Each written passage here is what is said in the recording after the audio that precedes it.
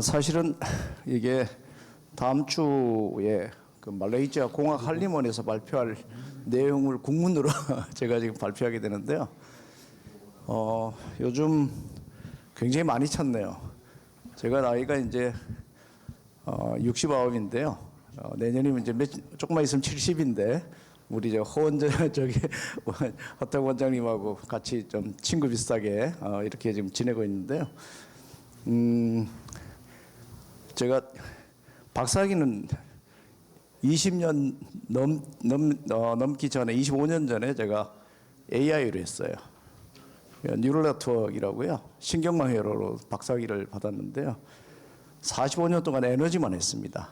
그러다 보니까 AI하고 에너지를 같이 이렇게 하는 사람이 별로 없다 보니까 굉장히 요즘 이제 나이 70세 가까이 됐는데 많이 찾는 것 같아요.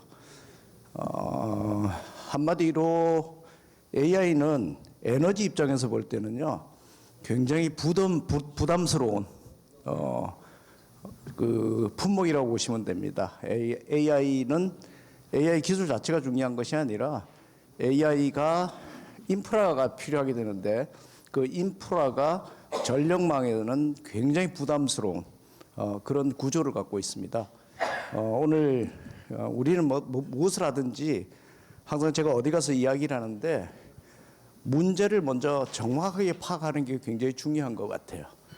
우리가 아리백을 가든 신재생을 어떻게 하든 무엇을 하든 항상 해야 된다라는 이슈는 많이 제기하는데 그거를 하기 위해서 어떤 문제가 도사리고 있고 그거를 기술적으로 풀어나가는 거를 명확하게 찾지 않으면, 해법을 찾지 않으면 계속 문제를 안고 갈 수밖에 없는 거죠. 그래서 오늘 제가 여기가 환경 위주의 이런 포럼인데 에너지에 대해서 좀 부정적인 이야기들을 먼저 전달 드리면서 이 문제를 어떻게 풀어나갈 것인가 함께 고민하지 않으면 안 된다는 것 때문에 제가 오늘 좀 말씀을 드리려고 하고 있고요.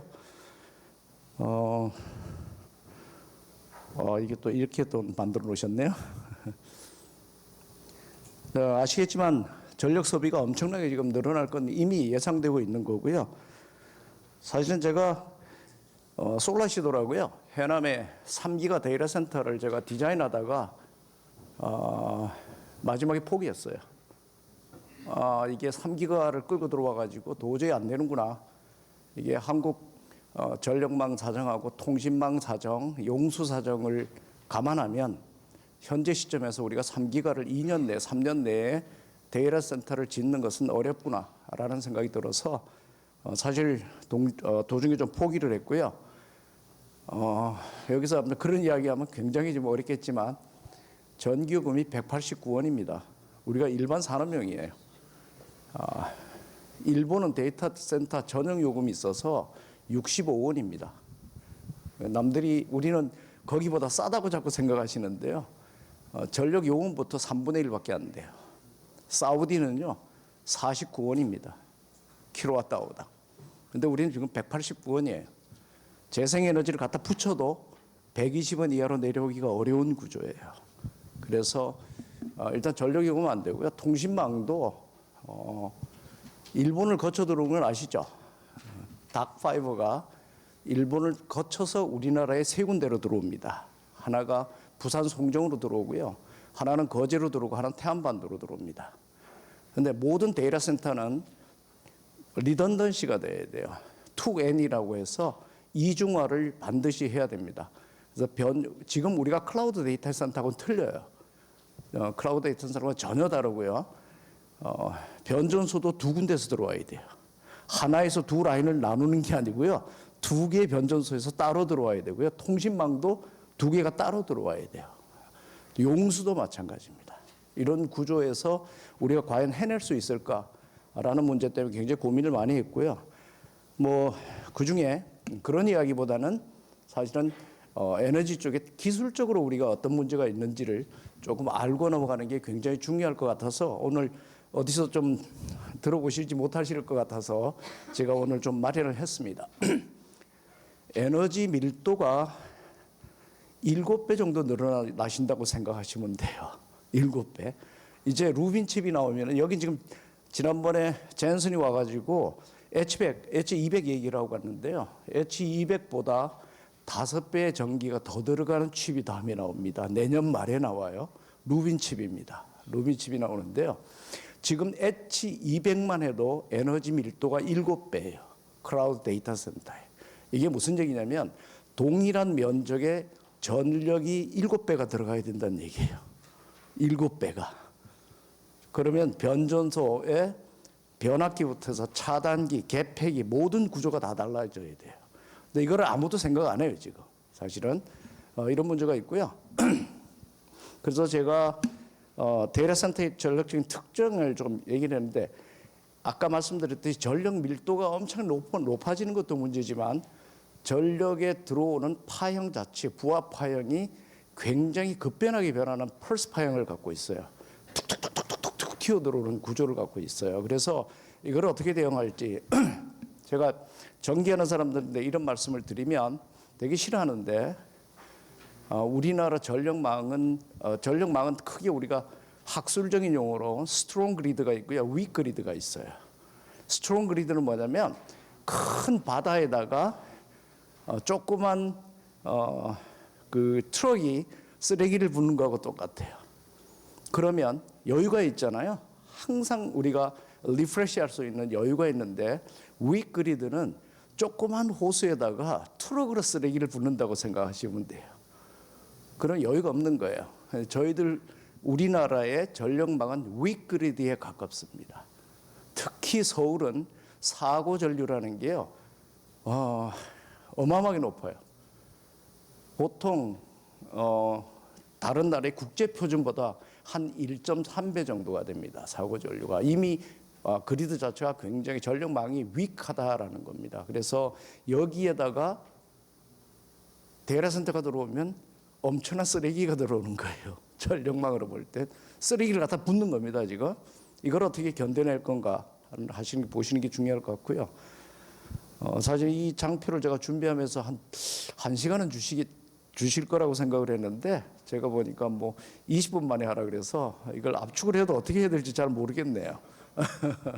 뭐 그냥 이렇게 쭉 넘어가고요. 중요한 것만 좀 말씀드리면 AI가 지금 들어오는데 AI는 AI 데이터 센터만 들어오는 게 중요하지 않아요. AI 데이터 센터가 들어온 다음에 AI로 일어나는 많은 인더스트리들이 있잖아요. 산업이 있기 때문에 특히 트랜스포테이션 이런 것들이 늘어남으로 해서 전력망은 한 개의 에너지 데이터 센터 때문에 부하가 걸리는 게 아니고요. 파생되는 기술로 인해서 부하가 더 걸린다라고 보시면 돼요. 그러면 전력망은 한 개의 위치에서 그리드 락이 된다고 보시면 됩니다. 락이. 그래서 이런 현상이 좀 생길 거라고 보고 있고요. 이건 뭐 그냥 넘어가고요. 제가 이거를 왜 한국전력 개통에 AI 데이터 센터, 특히 훈련용 AI 데이터 센터는 두 가지가 있습니다. 트레이닝용이 있고요, 인퍼런스용이 있어요. 데이터의 전 세계 데이터를 모아서 트레이닝을 해서 학습 세트를 만들고요. 학습 세트를 만든 다음에 그걸 이용해서 추론을 합니다. 여러분들이 지금 쓰고 계신 건 추론이에요. LLM을 쓰고 계시잖아요. 챗GPT나 이런 거, 제미나이 이런 게 다 추론을 가지고 쓰시는 겁니다. 그런데 추론을 하기 전에 먼저 트레이닝이 있어요. 그래서 트레이닝 센터는 보통 기가단위입니다.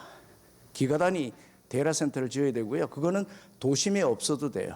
멀리 떨어져서 해남이나 저렇게 거제도나 뭐 어디 갔다가 놓아도 괜찮죠. 그렇지만 추론용은 가까이 있어야 돼요. 디벨로퍼들하고. 왜냐? 레이턴시 문제라는 것 때문입니다. 지연이 있으면 안 돼요. 데이터 센터는 데이터가 전송할 때 약간 지연이 있어도 괜찮아요. 언제든지 끊었다가 다시 할 수도 있는 구조를 갖고 있는데 추론용은 항상 24시간 24/7이죠. 항상 붙어서 내가 사용을 해야 되기 때문에 레이턴시는 제로에 가까워야 돼요.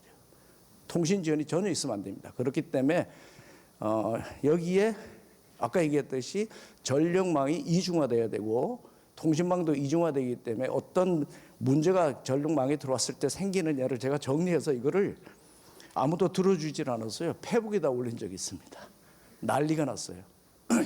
특히 대통령실에서 전화 오고요. 그래서 이거를 제가 이런 문제가 있다 해서 이거 설명드리면 아마 2시간 가야 될 것 같아서 그냥 넘어가고요. 굉장히 여러 가지 문제가 존재하고 있습니다. 특히 이거를 좀 구체적으로 제가 풀면 뭐 대형까지 제가 이렇게 정리를 했는데요. 하도 답답해서 데이터 센터를 100% 재생에너지를 사용해서 가능하다라고 하시는 분이 있어서 그게 왜 안 되는지 지금은 앞으로 기술적인 문제로 풀어간 10년, 20년이 지나야 가능할 구조다라는 걸 말씀을 드리면서 이거 한 장을 제가 그렸어요. 왜 데이터 센터의 에너지는 어떻게 연결되고 문제가 생겼을 때 어떻게 해결해야 되는지 한 장으로 딱 정리를 했습니다.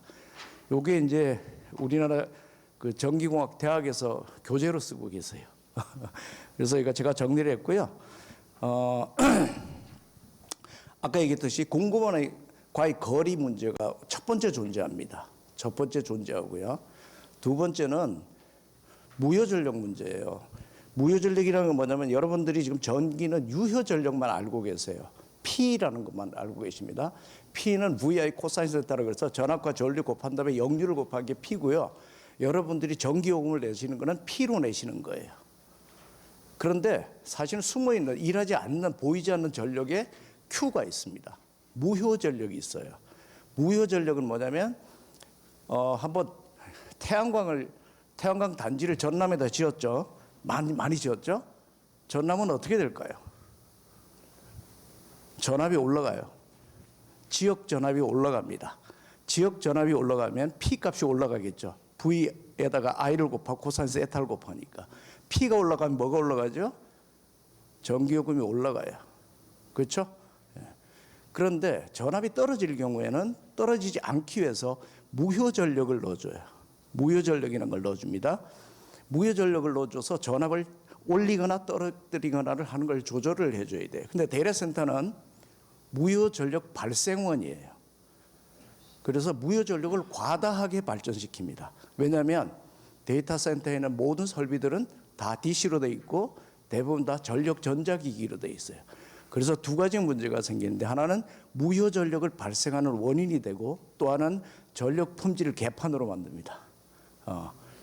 파워 퀄리티가 엉망진창이 돼요. 그런 문제가 발생할 수가 있고요. 제가 여기에 그림을 그려놨습니다. 발전원에 따라서 훈련용의 데이터 파형하고 추론용 데이터 파형 완전히 다르죠. 여기 빨간 게 훈련용이에요. 그 다음에 파랗게 된 게 추론용입니다. 근데 24시간에 볼 때 태양광은 여기서부터 여기까지밖에 공급 못 하잖아요. 그렇죠? 나머지 시간 동안 공급하려면 ESS를 어마어마하게 공급해야 되는데요. 여기서 우리가 한번 돌이켜볼 일이 있어요. 중국 얘기하고 미국 얘기하시면 안 되고요. 유럽 얘기하셔도 안 돼요. 왜냐하면 우리나라는 태양광을 생산할 수 있는 시간은 4시간밖에 안 돼요. 떠서 지는 시간 잠깐 지나가는 4시간이에요. 근데 중국은 경도를 길죠. 그렇죠? 여기서 생산되는데 12시간 지속됩니다. 그러니까 어디서 생산돼도 전기를 계속 전력망에 보내고 있기 때문에 듀레이션이 12시간이에요. 미국도 12시간. 가장 세상에서 좋은 태양광 지역이 어디겠습니까? 러시아겠죠. 그렇죠? 러시아는 16시간이 지속될 수 있어요. 그래서 이 듀레이션 문제이기 때문에 만약 듀레이션이 짧은 나라는 지속하기 위해서 무엇을 집어넣어야 되냐면 저장을 해야 되잖아요. 양수 발전을 짓거나 아니면 태양광을 배터리를 넣거나 엄청난 사회적 비용을 감안해야 돼요. 감안해야 되는 구조입니다, 지금. 자, 그다음에 부하 추종 문제가 있어요. 벌써 10분 지났네요. 반도 못한 것 같은데. 부하 추종 문제는 뭐냐면 태양광이 너무나 짧은 시간에 졌는데 예를 들어서 이런 거죠. 10시부터 태양광이 발전을 해서 오후 2시까지 4시간 동안 발전하고 있죠. 그러면 그 시간 동안 데이터 센터든 모든 전력망에서 기존의 발전기는 줄여야 됩니다. 그렇죠? 줄이죠? 그 시간 동안 태양광으로 생산을 해서 채우는 거예요. 채우다가 저녁에 일몰이 돼요. 일몰이 됩니다. 그러면 태양광은 제로가 되는 거죠. 자, 배터리를 얼마나 견디겠는지 모르겠지만 그래서 그때는 어떻게 되냐면 기존에 줄여놨던 발전기를 끌어올려야 돼요, 속도를. 이걸 램핑이라고 그럽니다. 그래서 이걸 따라가는 걸 부하 추종이라고 그래요. 부하 추정을 하는데 그 시간을 예를 들어 10분 이내에 추정을 원래 발전기를 돌려서 제 수요에 맞춰놓지 않으면 수요와 공급이 깨져요. 수요와 공급이 깨진다는 얘기는 주파수가 무너지는 겁니다. 그러면 블랙아웃이에요. 정전이 일어나는 겁니다. 그러니까 그 시간 동안 가장 좋은 발전 저장원은 사실은 양수발전인데, 양수발전은 지금 기후변화 때문에 여러 가지 물도 좀 부족하고 이런 문제가 생기기 때문에 현재로선 대안이 딱 몇 가지밖에 없어요. 하나는 ESS가 제일 좋은데 비용이 너무 많이 들어가. 그 다음에 할 수 있는 게 가스발전소입니다. 가스발전기를 투입하거나. 극단적으로 지금 계획되어 있는 국가의 계획대로 AI 데이터 센터를 빠르게 지어나가면 결국 무엇을 돌려야 될까요? 화력발전소 돌리게 돼 있습니다. 돌릴 수밖에 없게 돼 있어요. 구조가 지금. 그런 문제가 부하 추정 문제고요. 조금 빨리 넘어갈게요. 이게 더 커브입니다. 이건 샌프란시스코, 제가 미국에서 사업을 하고 있는데요. 미국의 가장 골치 아픈 게 이겁니다. 이거. 아까 얘기했듯이 이렇게 태양광으로 이 시간 동안 줄였다가 급격하게 램핑을 해서 수요를 따라잡아야 되는 문제가 생긴 거예요. 근데 미국은 우리가 또 다른 게 있어요. 미국은 전력망이 4개로 나누어져 있습니다. 그리고 로키 산맥 기준으로 동부하고 서부는 연결이 안 돼 있어요. 그러다 보니까 지금까지 발전소를 어디다 투자를 했냐면요. 동부에다가 투자를 한 거예요. 계속. 보스턴하고 그쪽으로 해서 시카고하고 이쪽에다 투자를 했던 거죠. 서쪽은 사람도 별로 없는 데다 전기가 바로 발전소가 별로 없어요. 그러니까 뭐를 엄청나게 지었죠? 태양광을 지은 거예요. 배터리를 넣고. 그래서 서부는 아리백을 갈 수 있는 구조가 되어 있었던 거예요. 근데 드디어 문제가 생긴 거죠. 바로 이런 부하 추정 문제가 생긴 거예요. 램핑 문제. 근데 이제 원자력 하시는 분들은 야, 원자력으로 램핑할 수 있어. 가장 무거운 발전기는 회전을 합니다. 근데 발전기는 뭐를 갖고 있죠? 회전을 하니까 관성을 갖고 있어요. 그렇죠? 관성을 갖고 있다가 줄였다가 다시 올라가려고 그러면 관성 때문에 속도가 거의 올라가요. 그러니까 원자력은 부하 추정을 못 해요. 할 수는 있어요. 기계적으로 할 수는 있는데 그러면 비용이 어마어마하게 들어가고 원자력 발전소 수명이 팍 줍니다. 엄청난 고비용이 들어가요. 그렇기 때문에 원자력 발전소는 이거 얘기할 때는 좀 빠져줘. 이러고 있습니다, 제가. 자, 이게 여기 보시면 저게 지금 AI 데이터 센터의 부하 파형입니다. 엄청나게 급격히 돼요. 우리는 지금 사인웨이브로 이렇게 들어오는 걸로 생각하고 있는데 교류니까. 근데 데이터 센터는 펄스로 들어와요. 부하가. DC거든요. 펄스 부하로 움직입니다. 그 얘기는 무슨 얘기냐면 굉장히 전력망에 짧은 시간에 계속 때리는 거예요. 계속 때리고 있다고 보시면 돼요. 겉으로 볼 때는 원만한 플래턴에게 간다고 생각하는데 사실은 전력망에 충격은 계속 주고 있는 겁니다. 이게. 그래서 이 램핑 문제 아까 제가 말씀드렸고요. 아까 관성 문제가 이것도 심각해요. 관성을 추정해서 따라잡지 못하면 블랙아웃이라는 게 뭐냐면 이런 겁니다. 바로 이 문제인데요. 주파수가 움직이다가 사고가 딱 났어.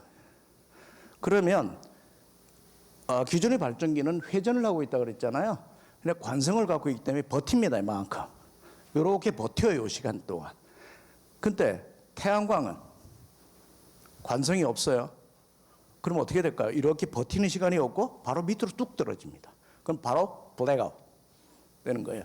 그래서 관성이 있으면 요 관성이 견디는 시간 동안 소프트웨어가 이걸 딱 잡아서 레스토레이션을 시킵니다. 회복을 시켜요. 그래서 주파구 회복을 시키는데 제 생에는 이게 좀 어려운 거예요. 관성이 아예 없기 때문에. 뭐 기술적으로 해결해 나갈 문제들은 있습니다. 조금 이게 시간이 없어서 넘어가고요. 자, 이런 문제들을 해결하기 위해서 소프트웨어를 하자. 자, 제가 아까 우리 원장님께서 말씀하시기를 스마트 그리드 굉장히 오랫동안 했습니다. 용어도 제가 만들었었고요. 그 앞전의 용어가 전력 IT인데 그 전력 IT 용어도 제가 만들었었고 사실은 그 오랫동안 해왔는데 효과를 못 봤어요. 그리고 별로 국가적인 산업도 일으키지 못하고 좋은 솔루션이 되지 못했던 건 하드웨어였던 거예요. 스마트 그리드는 철저하게 하드웨어로 움직여 버렸어요.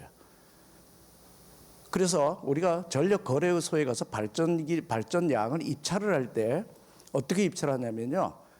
어느 발전기를 어느 시간대에 몇 메가와트를 내가 생산해서 디스패치 급전해 줄게. 이렇게 해서 비딩을 하거든요. 입찰합니다. 그러면 S&P라 그래서 개통 한계 가격을 쭉 잘라서 그거보다 낮은 놈을 딱 선택하고 위에 건 다 탈락이에요. 그래서 그 가격으로 나머지 가격 부족한 입찰 가격 적게 있는 애들도 다 그 가격으로 받아요. 그게 S&P입니다. S&P로 봤는데 비딩 들어갈 때 왜 그렇게 해야 되죠?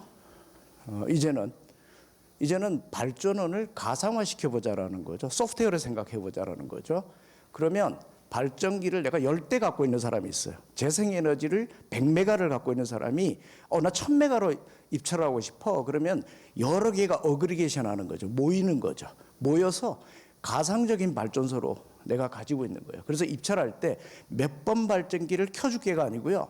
나는 무조건 너인데 50메가 줄게. 어느 시간대에. 이렇게 하면 되잖아요. 그렇죠? 그 발전기가 어느 발전기인 거를 왜 전력 거래소는 몰라도 되는 거잖아요. 나는 전력망으로 그만큼 전기가 들어오면 그만인 거잖아요. 그렇죠? 그래서 소프트웨어로 가자라는 거예요. 소프트웨어 디파인을 하고요. 여기에 관심이 굉장히 많아서 말레이시아 공화할리만에서 제일 먼저 저를 불렀어요. 이걸 꼭 말레이시아에서 꼭 한번 해보고 싶다 그래서 아키텍처를 제가 다 그렸었는데요. 자 보시면 이게 얼마나 웃기냐면요. 잘 모르실 거예요. 이게 한국전력이 가지고 있는 소프트웨어 플랫폼입니다. 이런 게 있는지도 잘 모르실 거예요. 공개가 안 되니까. 어마어마하게 복잡하게 돼 있고 이것도 한 가지가 아니고요. 여러 가지가 사일로예요. 개별로 돌아갑니다. 데이터를 가지고 와서 훈련해서 추론할 수 있는 AI 구조로 돼 있는 게 아니고요. 지금 유틸리티들이 AI를 한다고 하는 사람들이 뭘 하냐면요. 애드온을 하는 거예요. 에너지에다가 AI를 집어넣으려고 노력하는 거죠. 애드온. 그렇게 하면 안 되고요. AI에다 에너지를 가지고 와야 돼요. 그래서 AI하고 에너지를 인테그레이션 시켜야 된다는 거예요. 통합하는 구조로 설계를 해야 되는 거고요. 그러면 이게 전체를 보시면 굉장히 여러 가지가 있지만 트레이닝 개념하고 인프런스 개념으로 볼 때는 단 한 개 국가 플랫폼 하나면 돼요. 그죠? 한 개만 돼요. 우리가 챗GPT 하나 있듯이 하나면 다 돌아가는 거죠. 사실은. 그게 돼 있고요. 쭉 하고 그냥 넘어갈게요. 뭐 답답해서 제가 정부에서 진짜 그렇게 하려면 어떻게 해야 돼 해서 제가 그림을 다 그려줬습니다. 이렇게 하면 돼. 이렇게 다 그려줬고요. 마지막으로 그 사례만 조금 말씀드려요. 이것도 좀.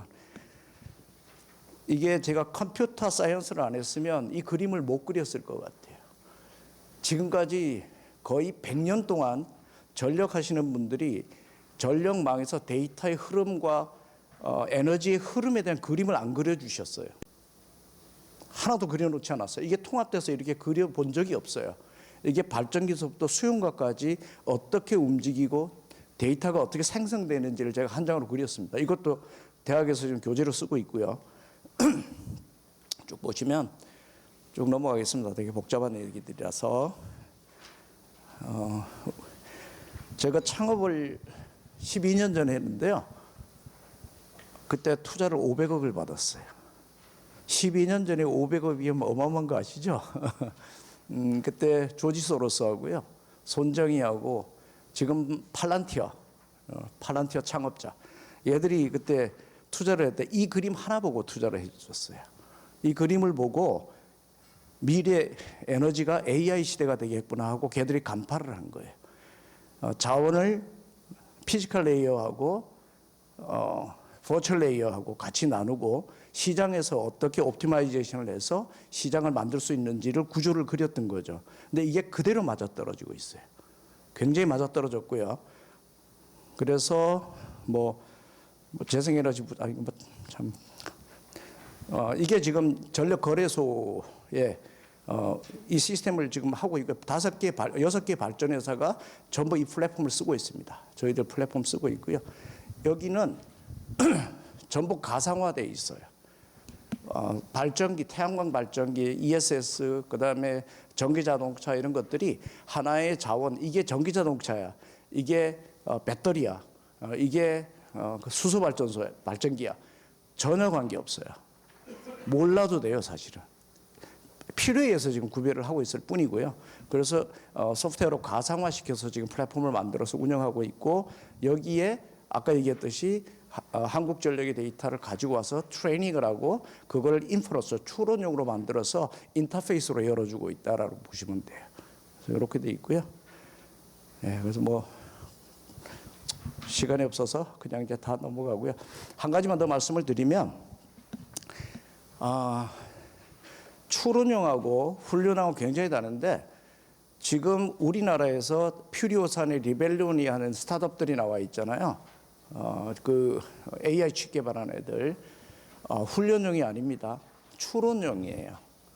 그래서 굉장히 저기능이고요. 그 고기능은 사실은 엔비디아밖에 안 갖고 있는데 엔비디아는 추론용이 쓰기엔 너무 비싸. 그래서 경쟁력을 추론용은 잃어가고 있고요. 훈련용에 지금 집중하기 시작하고 그래서 슈퍼컴퓨팅으로 합니다.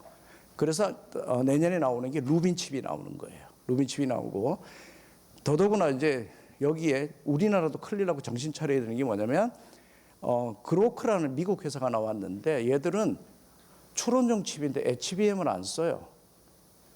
우리나라 퓨리오사나 리벨리온 애들은 다 HBM을 씁니다. 가속화시키기 위해서요. 근데 그로크는 HBM을 안 써요. SK하고 삼성이 큰일 났어요. 앞으로 HBM 못 팝니다. 그래서 방법은 있지만 여기서 설명드리지는 못할 것 같고요. 그래서 훈련과 추론용이 굉장히 다른 시장으로 다른 기술로 움직이고 이거에 의해서 에너지가 굉장히 다른 구조로 움직이게 돼 있다는 걸 명확하게 우리가 파악하고 전략을 짜는 게 중요하다. 그 말씀으로 제가 오늘 시간 마치도록 하겠습니다.